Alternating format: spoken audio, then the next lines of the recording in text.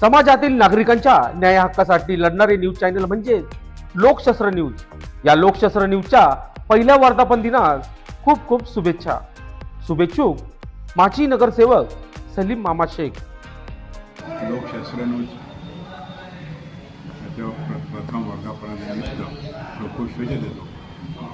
लोकशास्त्र न्यूजचे संपादक बंटी आढाव, तसे दुसरे संपादक सतीश श्रुपोटे यांनी वर्षभर सर्वसामान्य जनतेचा भेडसावणाऱ्या प्रश्नांना नेहमीच वाचा फोडली।